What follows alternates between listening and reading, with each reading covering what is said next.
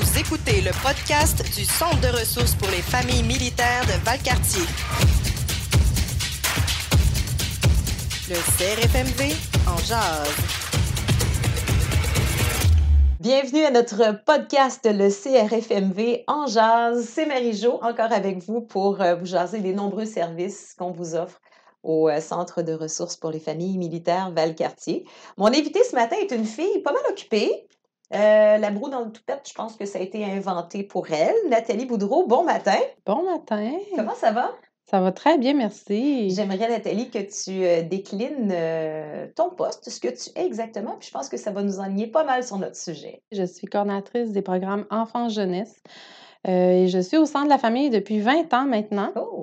Les services enfants-jeunesse, ça inclut des services pour les enfants de 0 à 17 ans, mais aussi pour leurs parents. Sachant, Nathalie, qu'il y a plusieurs volets. Tu parles 0-17 ans, on comprend que les services sont appropriés au groupe d'âge, mais si tu le veux bien ce matin, j'aimerais ça qu'on fasse un zoom, permets-moi l'expression anglaise, qu'on aille vraiment cibler tous les paliers et tous les volets du service de garde.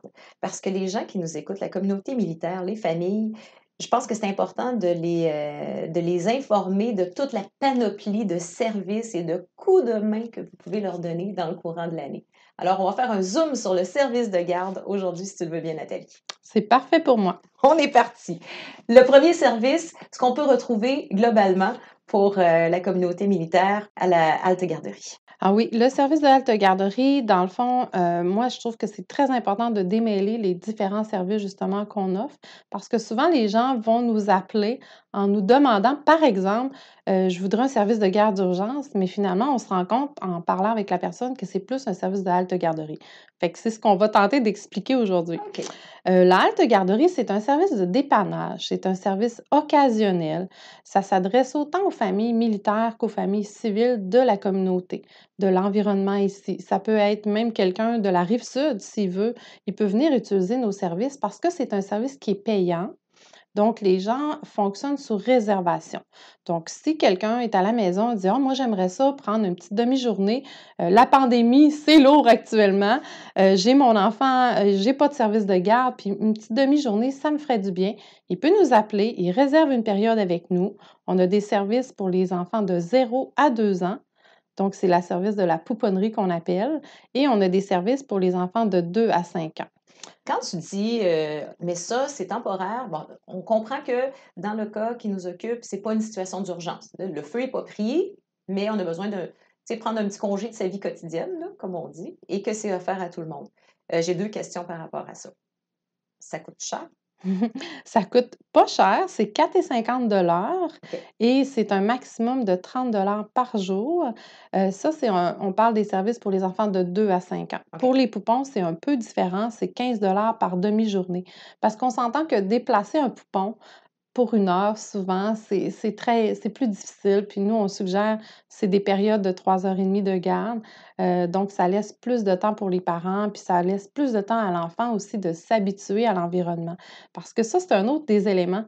La halte garderie peut aussi servir je dirais, d'adaptation sociale pour l'enfant qui vit présentement beaucoup d'isolement lui aussi parce qu'il est à la maison. Donc, la halte garderie peut servir à beaucoup de besoins, répondre à beaucoup de besoins. Ça peut être aussi quelqu'un qui, présentement, sa garderie est fermée pour une journée. Oui. Il le sait d'avance que vendredi prochain, dans 2 semaines, son service de garde va être fermé. Il nous appelle. Est-ce que je peux réserver avec vous cette journée-là? Et oui, on va pouvoir offrir la journée. Ça peut être aussi un service, quand on parle d'occasionnel, ça peut être du dépannage pour quelque temps. Et c'est ma deuxième question. Allons-y, là, tirons l'élastique. On n'est toujours pas en situation d'urgence, on le rappelle, c'est quelque chose de temporaire. Mais temporaire comment? Temporaire jusqu'à quel point? Alors, si on prend par exemple quelqu'un qui vient d'arriver à Valcartier, il vient de déménager de l'Ontario, il arrive ici, il doit commencer rapidement son travail.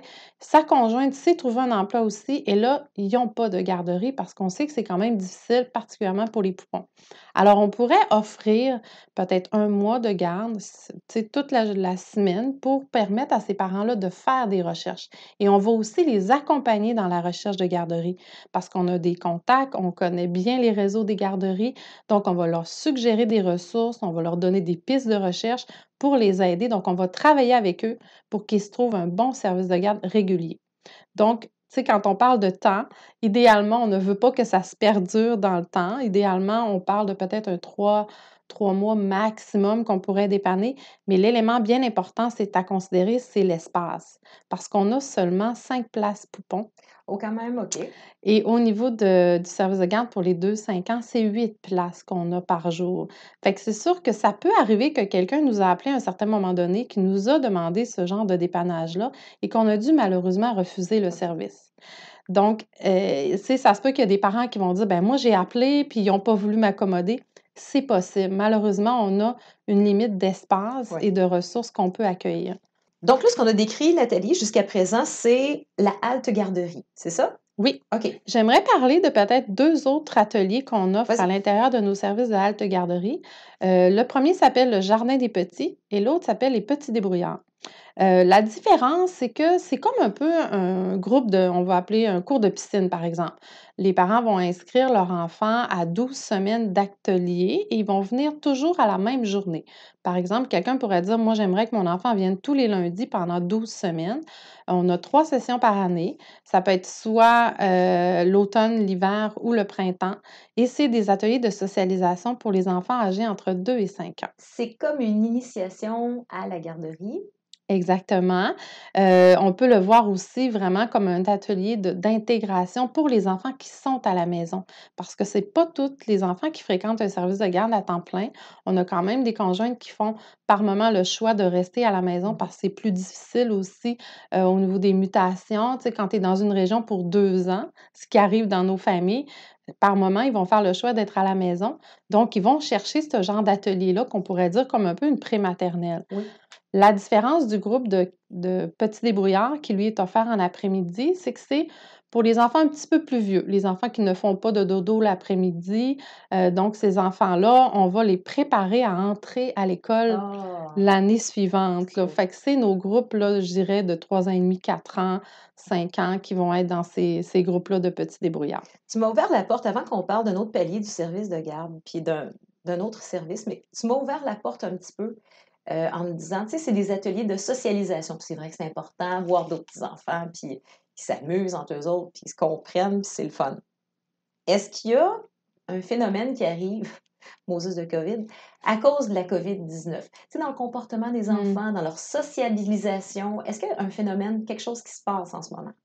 Ben c'est bien que tu le soulignes parce que, on s'amuse un petit peu à la blague à appeler nos bébés COVID. C'est pas parce qu'ils ont la C'est pas parce qu'ils COVID? ont la COVID, mais c'est qu'à mon avis, ils ont été justement un peu des victimes de je dirais, de cette, COVID-là. Parce qu'on a des parents qui arrivent, l'enfant n'a jamais vu d'autres personnes que ses parents. Parce que les parents sont isolés. Bien, isolés des fois parce qu'ils ont été postés Ouais. ici dans notre région sans avoir de famille proche, mais doublement parce qu'on voit plus personne puis on va pas au restaurant et tout ça. Donc tu parles dans le fond de victimes collatérales Oui, oui. de ce qu'on doit faire. Dans le fond, les parents appliquent, les règlements et s'isolent et tout ça, mais ça donne des petits bébés qui ont pas vu beaucoup de visages. Exactement. Donc, moi, je trouve que c'est super important. Je sais que pour les parents, par moment, ça peut être inquiétant d'envoyer les enfants au service de garde. Je pense qu'il faut mesurer les impacts et les risques. Parce que quand on regarde, tu sais, dans toutes les études actuellement, il n'y a pas vraiment de danger de contracter la COVID pour un petit bébé. Donc, le risque, Oui. quel sera le risque à mesurer? Tu sais, est-ce que c'est plus risqué de l'empêcher de socialiser puis de voir d'autres visages? Ou est-ce que je l'envoie à la garderie puis j'ai peur qu'il soit malade? Tu sais, c'est très important que cette décision-là vienne du parent. De notre côté, on met toutes les mesures en place pour assurer justement la sécurité, puis que les enfants soient dans un environnement qui est très contrôlé. Nos éducatrices portent des équipements de protection, tout ça. Donc ça se passe vraiment bien. Puis, tu sais, au début, on se disait: «Ah, le masque, tu sais, ça va-tu faire peur aux enfants?» Oui. Mais je pense qu'il y a une façon de parler avec nos yeux aussi, d'être une personne accueillante. Mmh. Puis mon équipe est vraiment une équipe dévouée qui adore les enfants. Donc, on arrive vraiment à créer un beau milieu à travers tout ça. Moi, je suis un peu le profil, maman inquiète. Moi, je m'inquiète de tout. Il y a pas de pandémie, là, je t'inquiète pareil. Est-ce que, pas nécessairement par, le centre, mais au niveau, québécois, Est-ce qu'il y a un protocole? Si jamais, admettons, il y a un cas, on ne parle pas d'éclosion, là, on parle d'un cas. Est-ce que quelque chose est automatiquement mis en place pour dire, bien, regardez, il y a un protocole, il y a un cas, on fait ça, jusqu'à ce que ce soit résolu. C'est comme ça que ça fonctionne? Ben, c'est à peu près comme ça. Puis écoute, je peux t'en parler parce qu'on a eu une situation où un enfant est arrivé chez nous qui avait des symptômes. On ne savait pas à ce moment-là. OK. Finalement, il a été diagnostiqué de la manière que ça. Positif? Oui, Ah oui? positif. OK. Et puis, c'est la santé publique qui a communiqué rapidement avec nous. Puis quand on parle de rapidement, c'est très rapide, là. OK. Donc, cet enfant-là était là le vendredi. Le lundi suivant, c'est un férié.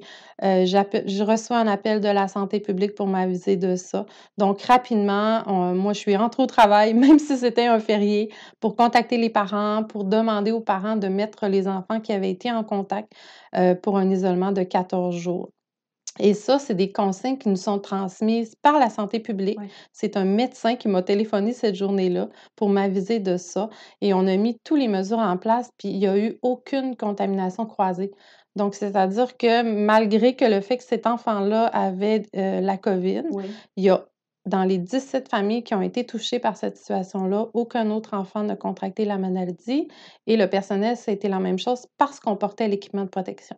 Et que vous, sûrement stérilisez, les jouets, les bébés à cet âge-là, ça porte tout à sa bouche. Donc, vous avez bien travaillé. J'ai juste des félicitations à vous faire parce qu'on a beau avoir un protocole qui est mis en place, vous avez un cas réel et ça n'a pas fait boule de neige, ça a stoppé là. Oui. Bravo. Puis comme tu l'as mentionné, c'est sûr qu'on a, depuis le début de la pandémie, mis des mesures de désinfection, je dirais très structurées. Dès le midi, il y a de la désinfection qui se fait, donc ça se fait à tout moment dans la Oui, journée, oui, spécifiquement le graduellement, là. midi, graduellement, Ouais. à chaque changement de groupe. Tu sais, c'est très, très bien fait. Puis mon équipe, tu as raison, je leur lève mon chapeau parce que c'est eux qui le font au quotidien. Ça demande une discipline très grande. Juste pour te donner un exemple, un enfant va aux toilettes, on désinfecte la toilette à chaque fois. C'est beaucoup de OK. travail, mais c'est toutes ces mesures-là qui nous permettent de continuer d'opérer, d'avoir des services dans Oui. un environnement sécuritaire. Puis on le voit, là, ça paye en Oui. cas de cas de COVID-19 qui s'invite de façon impromptue dans nos locaux. Ne bougez pas. On revient dans quelques instants. Le programme pour les familles des vétérans soutient les membres des Forces armées canadiennes libérés pour raisons médicales ainsi que leurs familles. Apprenez comment ce programme peut vous aider quand tout le reste change. Contactez le Centre de la famille Valcartier ou visitez le crfmv.com, financé par Anciens combattants Canada. N'hésitez pas à nous donner 5 étoiles. Le CRFMV en jase, ça jase de nous. Prochain service de notre service de garde. Alors, on pourrait parler du service de garde d'urgence. Le service de garde d'urgence, ce qu'il faut comprendre, c'est que ça découle d'une politique nationale. Donc, tous les centres de la famille à travers le Canada doivent offrir des services de garde d'urgence. OK. C'est un service qui est offert 24 heures sur 24. Il n'est pas structuré de la même manière à travers tous les centres, cependant. Nous, ici à Valcartier, on est chanceux parce qu'on a une belle maison. Je ne sais pas si les gens qui nous écoutent ont eu la chance de peut-être la visiter ou Tu peux nous sinon. décrire un peu? Oui, c'est une maison qui a été construite par la chaîne de commandement en 2002 maintenant, je crois. Et puis je m'excuse, peut-être que ma mémoire fait défaut, mais c'était vraiment, des militaires qui sont venus construire cette maison-là pour offrir un lieu chaleureux, là, pour les enfants qui vont venir, y habiter. Donc c'est un service, c'est une maison qui a une chambre, il y a des chambres, il y a une salle de bain complète. On est sur 2 étages, donc les plus petits, poupons sont en haut, les plus vieux sont pas tellement vieux, mais sont en bas. Quand c'est le service de garde d'urgence, cependant, tous les enfants de 0 à 17 ans seraient situés au premier niveau parce que c'est là où on a vraiment les chambres, la salle de bain, la cuisine et tout ça. Donc le service de garde d'urgence, c'est une équipe d'employés qui ont un cellulaire à la maison. Donc, advenant le cas où, on va prendre un exemple, une maman est à la maison avec 3 jeunes enfants, son conjoint est en exercice ou en déploiement à l'extérieur, elle n'a pas de famille dans le milieu. Et là, il arrive une situation d'urgence. Un de ses enfants tombe malade en plein milieu de la nuit. C'est pas évident de se rendre à l'urgence avec 3 enfants dans les bras. Alors, elle pourrait faire appel à ce service-là et automatiquement, on aurait 1 heure pour que l'employé se déplace à la maison de garde et la maman pourrait emmener les enfants à cette maison-là et on va garder les enfants tant que la situation ne sera pas rétablie. Donc, ça peut aller jusqu'à 96 heures de service continu. Ça, c'est vraiment une urgence. On pourrait aussi parler d'une situation, un peu plus simple pour faire comprendre aux gens, advenant le cas où, je ne sais pas moi, le matin même, à 5 heures du matin, la garderie appelle disant: «On est fermé, Ouais. aujourd'hui, le papa est militaire, la maman est militaire aussi et ils ont des engagements militaires très importants cette journée-là. Ils ne peuvent pas s'absenter du travail pour ces raisons opérationnelles-là». On pourrait offrir aussi le service de garde d'urgence ce matin-là. Mais ce qu'il faut comprendre, c'est que c'est un service qui est financé, donc c'est très important, qui sert à maintenir les opérations militaires. Donc, c'est cette notion-là qui nous permet, nous, d'attribuer OK. l'urgence. Donc, quand on parlait tantôt dans l'exemple de la madame qui se rend à l'hôpital pendant la nuit, son conjoint est non disponible parce qu'il est en opération militaire. Donc, c'est ce critère-là qui nous permet d'offrir l'urgence et de pouvoir le financer. Ça, c'est souvent ce que les gens ne comprennent pas dans la différence des services. En pensant que c'est une urgence quand ça ne l'est pas, mais ça prend des critères à rencontrer qui sont très précis. Oui, et ces critères-là nous sont déterminés par la politique, qui est une politique fédérale. Donc, ce n'est pas le centre de la famille qui va déterminer ces critères-là. Et l'équipe de garde qui est sur la prise des appels, je dirais 24 heures sur 24, vont analyser ces critères-là. Et un des éléments aussi qu'ils doivent vérifier, c'est le plan de garde. Souvent, les gens nous appellent et nous demandent: «Qu'est-ce qu'un plan de garde?» Parce que c'est la première question que mon équipe va poser. Nathalie, qu'est-ce qu'un plan de garde? Alors, si on y va plus avec un document administratif, Oui. c'est un DAOA, comme ils appellent dans l'armée, 5041, si ma mémoire est bonne. Donc, c'est un document administratif Oui. que chaque militaire se doit de compléter en préparation d'un exercice ou d'un déploiement ou lorsqu'il entre tout simplement dans les forces canadiennes. Ce que ça fait, c'est que ça va identifier des ressources qui pourraient soutenir sa conjointe ou son conjoint lorsque lui est en absence pour des raisons opérationnelles. Le fameux plan. Le fameux plan. Le fameux plan qui est absolument essentiel. Donc, savoir qui appeler et quoi faire, comme un plan d'urgence, en fait. Oui, puis une des difficultés qu'on rencontre, c'est que souvent le militaire va remplir ce document-là et ne le partagera pas nécessairement avec sa conjointe. Ah! Donc, La la- machine à idées vient de partir. Ah non, ben là, qu'est-ce que je ferais? Ça, Qu'est-ce que par je fais? moment, c'est un peu compréhensible parce qu'ils sont envahis de documents administratifs à compléter. Et quand tu n'as pas nécessairement de besoin, le matin où tu complètes ce document-là, si tu ne prends pas le temps d'imaginer les besoins qui pourraient arriver, ben, tu ne te mets pas dans un contexte que ça se peut que tu aies besoin d'une ressource. Et ça se peut que tu dois la partager à ta conjointe pour qu'elle sache quelles sont les ressources que tu auras identifiées sur ton plan de garde. Partager le plan. Alors, si par exemple, le plan, c'est ma belle-mère qui est à Chicoutimi et mon beau-père qui est à Québec. Par exemple, dans la situation dont on se parle tantôt, la madame dit: «Écoutez, normalement, c'est ma belle-mère qui est à Chicoutimi, mais là, elle ne peut pas traverser de région parce qu'elle est dans une zone orange et moi, je suis dans une zone rouge. Oui. Donc, on s'entend que son plan ne fonctionne pas. Donc, le service de garde d'urgence va entrer en opération lorsque le plan va échouer. C'est comme ça qu'on va traiter un peu les demandes. Et est-ce que depuis la COVID, les choses se sont compliquées pour votre service? Ça, c'est pas compliqué parce que les opérations militaires ont un peu ralenti. Tu sais, avec le début du confinement, toutes je dirais, les exercices, tout ça ont été mis sur la glace. Donc, il y a eu un peu moins d'activités opérationnelles qu'il y en aurait normalement.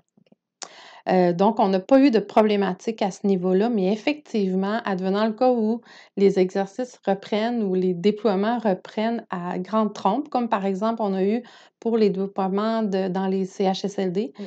ben là, il y a des gens qui se sont retrouvés un peu mal pris à cause de la situation que tu as décrite. OK. Justement parce qu'on est encore, en quelque sorte en confinement, donc c'est certain que ça peut amener des petits ennuis. Est-ce qu'il y a un autre palier du service de garde qu'on pourrait exploiter? Bien sûr. Alors, on a parlé de l'urgence. Maintenant, on va parler du répit. La différence du répit, c'est que on a parlé tantôt que les militaires, je dis militaires, mais on s'entend que quand je dis militaire, ça inclut femme ou homme, hein. Je vais l'utiliser pour Ah un, oui. un langage comme ça. Si le militaire est appelé à partir en exercice ou en déploiement, parce qu'actuellement, il y a quand même encore des déploiements, il y a des gens qui vont en Irak, il y a des gens qui vont un peu partout. Cette famille-là peut, à un certain moment donné, devenir plus vulnérable. plus essoufflés. On va encourager les gens à toujours bien se structurer avant un départ, comme par exemple, on parlait tantôt de prendre des services de halte-garderie pour se donner une pause de temps en temps. On va prendre ça comme un peu un répit qui serait préventif pour les familles. Donc, les gens vont choisir de s'offrir un répit qu'ils vont payer, comme on a un peu décrit tantôt. Cependant, il y a des situations qui vont arriver pendant l'absence où la famille n'arrivera plus à prendre le dessus, soit par épuisement, soit par maladie ou autre. Ces gens-là peuvent venir rencontrer un intervenant au sein de la famille. L'équipe d'intervention va analyser le degré de besoin et s'ils considèrent que la santé, tant physique que psychologique, est en détresse ou est menacée, on va dire le mot, on peut offrir une banque d'heures à ces familles-là pour leur permettre de reprendre le contrôle de leur vie. Donc, ça pourrait être, par exemple, une jeune maman qui vient d'accoucher et puis là, elle est vraiment épuisée parce qu'elle ne dort pas la nuit.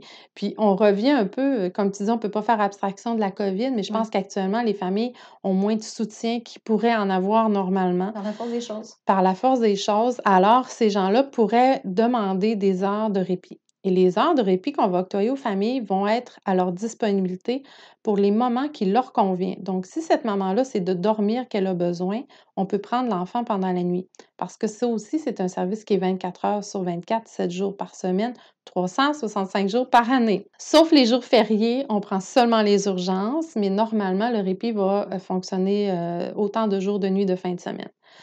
Donc, c'est un service qui est essentiel pour maintenir justement l'équilibre de ces familles-là. Et on a plusieurs catégories dans le domaine du répit. On a donc du répit qu'on va offrir aux familles qui vont vivre une absence de leur conjoint-conjointe. On a du répit aussi pour les militaires qui ont été blessés lors d'une opération militaire. Quand on parle de blessure, ça peut être autant une blessure physique que psychologique. Souvent, ces gens-là vont revenir, vont avoir besoin de suivi. Souvent, la conjointe doit accompagner pour faire ces suivis-là. Donc, on peut offrir du répit pour permettre justement au soutien de la famille. On a aussi un volet pour la famille endeuillée. Donc, malheureusement, c'est quelque chose qui peut arriver dans les opérations militaires. Donc, on peut offrir du répit pour soutenir lors du deuil. Puis on peut soutenir quand même très longtemps les familles parce qu'on sait que les étapes du deuil, ça peut être très long. Cette banque d'heures-là peut s'échelonner sur 2-3 ans par moment, là, ces heures qui sont octroyées là. Et ça aussi, c'est des services qui sont gratuits. Donc, ça découle de la même politique qu'on parlait tantôt au niveau du service de garde d'urgence. Une autre catégorie, c'est pour les militaires qui sont aux prises avec une maladie grave. Et ce qui est intéressant dans ce volet-là, c'est que depuis 3 ans, elle s'applique aussi aux membres de la famille. Donc, advenant le cas où une dame ou même un enfant aurait un cancer, on pourrait offrir du répit à la famille dans ce volet-là. Merci de faire du bien à autant de personnes. Ça doit être très gratifiant. Est-ce qu'on a fait le tour de tous les services proposés par le service de garde, Nathalie? Bien, je pense que oui, Marie-Josée. C'est pour ça qu'on vous dit, quand vous demandez comment ça se passe, le service de garde, on ne peut pas répondre en 2 phrases. Il y a trop de choses à dire, il y a trop de volets. Puis là, je suis contente parce que je pense qu'on a fait la lumière sur tout ce qu'on peut avoir de services. Vous êtes combien dans votre équipe? Actuellement, moi, comme coordonnatrice, on a une intervenante à l'enfance aussi qui fait du soutien dans les groupes pour les enfants à besoins particuliers ou même pour les éducatrices. Et les éducatrices sont au total de 9 employés. Comme on expliquait tantôt, ils ont quand même une horaire sur 24 heures. Donc, Absolument. il y a des employés de garde de fin de semaine, de soir. Donc, ça prend quand même une bonne équipe. C'est une très belle équipe qui sont très dévoués là, pour les petits. Comment on entre en contact avec vous, Nathalie Gaudreault, en cas d'urgence, de besoin de répit, de garde temporaire? Comment on fait? Je pense que la meilleure des façons, c'est vraiment d'appeler au 844-6060, qui est le numéro général du centre de la famille. Il y a aussi un numéro d'urgence la fin de semaine, qui est le 844-5224. Cependant, dans l'une ou l'autre des portes, si les gens appellent au 844-6060, ils vont être redirigés vers le cellulaire d'urgence. Alors, en faisant l'option de mémoire, je pense que c'est l'option 3. Donc, peut-être que c'est plus facile pour les gens de se rappeler du 844-6060. Un numéro de téléphone qu'on va ajouter dans la description de notre podcast, ne vous en faites pas. Nathalie Gaudreault, merci infiniment pour ce que vous faites. Puis merci de m'avoir accordé quelques minutes aujourd'hui avec ton horaire chargé. Je t'avoue que je l'apprécie énormément. Ça me fait un grand plaisir, puis j'invite vraiment les gens à nous appeler pour qu'on puisse justement regarder avec eux leurs besoins puis pouvoir y répondre à la meilleure de nos services. Merci Nathalie, à bientôt. Bonne journée. Suivez-nous sur Apple Podcasts, Google Podcasts et Spotify. C'était le CRFMV en jazz.